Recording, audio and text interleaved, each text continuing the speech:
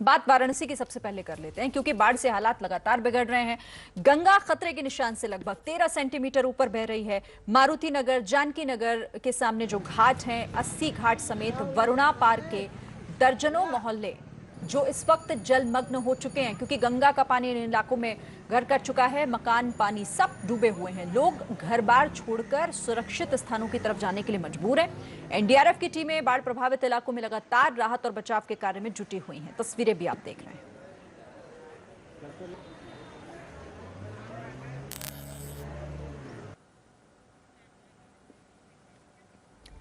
और वाराणसी का 80 घाट इस वक्त पूरी तरह जलमग्न हो चुका है। यहां करीब 10 फीट से ज्यादा पानी भरा हुआ है। घाट पर जो सारी गतिविधियां हैं वो भी थम गई हैं।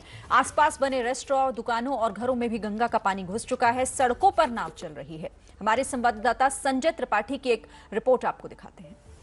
कहा जाता है सुबह बनारस और शाम अवध, इन दोनों का कोई जोड़ नहीं होता है, लेकिन वाराणसी की सुबह इस वक्त सिर्फ और सिर्फ पानी में डूबी नजर आ रही है।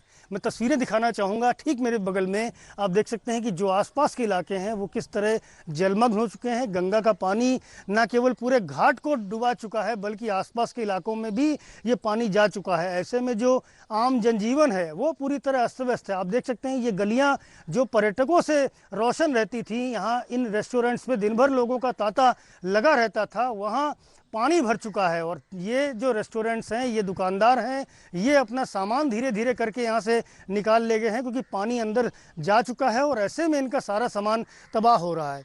एक बात और बताना चाहूँगा कि जो घाट के आसपास के लोग होते हैं उनकी आजीविका का बड़ा साधन होता है गंगा नदी। और यहाँ आप देख सकते हैं कि सारी नावें खड़ी हुई हैं, क्योंकि पानी बहुत ऊपर तक जा चुका है। जलस्तर काफ़ी बढ़ चुका है, खतरे के निशान के करीब है। और ऐसे में जो नाविक हैं उनको भी रोक दिया गया है, नौका संचालन बंद है। 80 घाट की तस्वीरें देखिए कि यहाँ के जो मंदिर हैं ये सब के सब पानी में डूब चुके हैं, जलमग्न हो चुके हैं। और ये वो जगह है 80 घाट की जहाँ देश विदेश के पर्यटक आकर के और यहाँ से गंगा का नज़ारा लेते थे। लेकिन आज इस वक्त इस घाट पर लगभग 10 फुट पानी आ चुका है। और जिस नाव पर मैं इस वक्त खड़ा हूँ, बड़ी मुश्किल से यहाँ तक पहुँच सका हूँ, क्योंकि यहाँ पर भी आने का कोई साधन फिलहाल मौजूद नहीं है।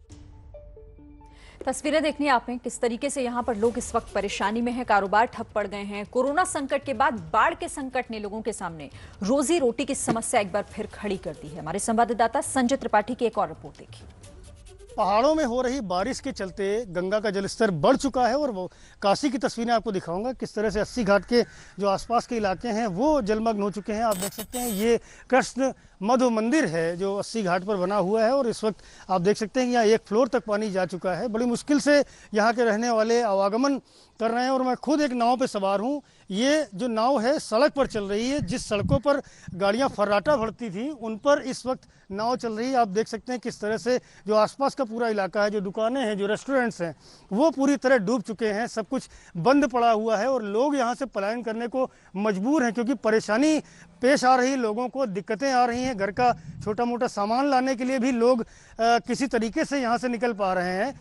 पीएसी और पुलिस का बंदोबस्त किया गया है कि किसी को अगर इमरजेंसी में कोई आवश्यकता होती है तो उसकी मदद करेंगे। साथ ही साथ जो नावें हैं उनके संचालन पर भी रोक लगा दी गई है। आप देख सकते हैं ये दुकानदार कितनी मुश्किल के साथ काम कर रहे हैं और इक्का दुक्का ग्राहक ही इनके पास इस वक्त आ रहे हैं, क्योंकि आवागमन पूरी तरह प्रभावित है। क्या नाम है आपका? दिलीप कुमार सोनकर। क्या करते हैं दिलीप भाई? जी, हमारा यहीं पे नारियल पानी हम लगाते थे, विनायक नारियल पानी। अच्छा। तो अभी 10 दिनों से तो ये बाढ़ की वजह से बंद पड़ा हुआ है और काफ़ी दिक्कत हो।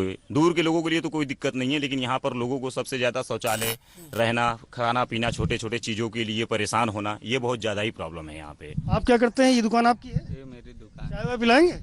चाय कहाँ बनाए सर, बताइए। कोई आ ही नहीं रहा है तो चाय कैसे बनाए? कोई लेने नहीं आ रहा। क्यों खोलें दुकान? यहाँ तो कोई आ नहीं रहा। बैठे हैं सर, कोरोना से मार, फिर इधर बाढ़ पीड़ित हो गए हैं। अब कुछ चल ही नहीं रहा, घर परिवार कैसे चलेगा? कैसे गुजारा हो रहा है आपका? कोई बस आया सुबह से बोनी अभी 10-20 रुपए का बिका है बस। बिका है। तो ये तो वाराणसी की तस्वीरें आपने देखी, लेकिन यूपी की संगम नगरी यानी प्रयागराज में गंगा और यमुना नदी ने विकराल रूप इस वक्त धर लिया है। बाढ़ में हजारों मकान डूब गए हैं। तराई के इलाकों में 1 मंजिल तक पानी भरा हुआ है। बाढ़ को लेकर प्रशासन ने रेड अलर्ट यहां जारी किया हुआ है। कई सड़कों और रास्तों पर नाव चल रही है। बाढ़ से लाखों लोग प्रभावित हुए हैं। हजारों लोगों ने बाढ़ राहत शिविरों और दूसरी सुरक्षित जगहों पर शरण ली है। तमाम लोग जहां तहां फंसे हुए हैं। प्रशासन ने एनडीआरएफ और एसडीआरएफ की टीमें तैनात कर दी हैं, जो लगातार राहत और बचाव का कार्य करने में लगी हैं।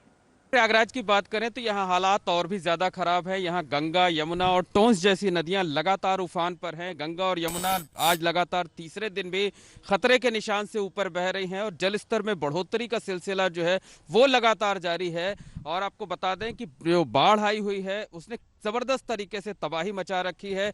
लाखों लोग बाढ़ से प्रभावित हैं। हजारों मकान जो है वो बाढ़ के पानी में डूब गए हैं।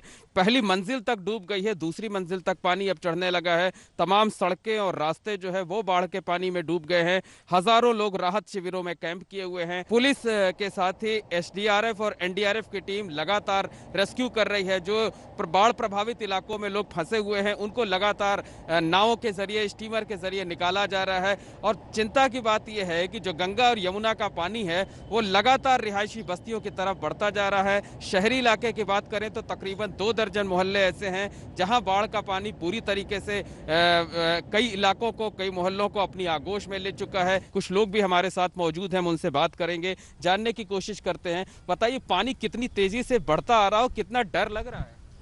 पानी की स्थिति साहब ये है कि रात में जो हम लोगों ने देखा उससे पानी 1.5 फुट करीब अभी आगे बढ़ गया है।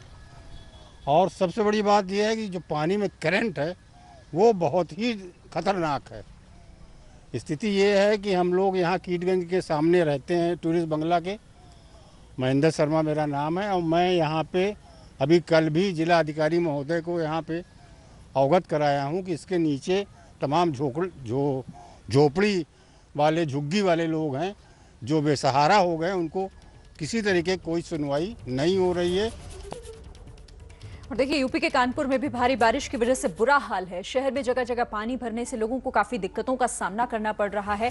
बाजारों में तो नर्क जैसा हाल है। सड़कों पर गाड़ियां रेंगती दिख रही हैं। इस जल जमाव और गंदगी की वजह से शहर में बीमारियों का खतरा भी अब काफी बढ़ गया है। यमुना नदी के किनारे बसे गांव पूरी तरीके से जलमग्न हो चुके हैं और सरकारी व्यवस्था पूरी तरीके से ठप भी हो चुकी है। आपको मंदिर दिखाएं। गांव का ये प्रसिद्ध मंदिर है, गड़ाथा गांव का ये मंदिर है।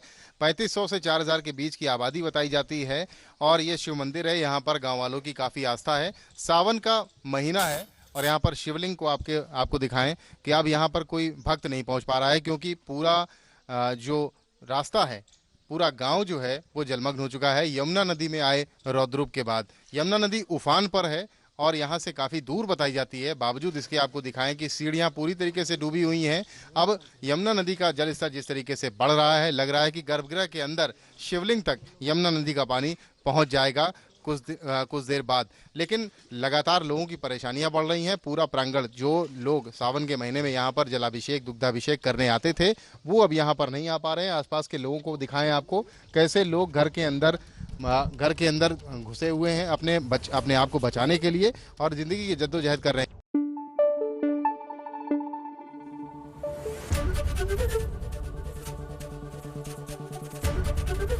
एबीपी न्यूज आपको रखे आगे।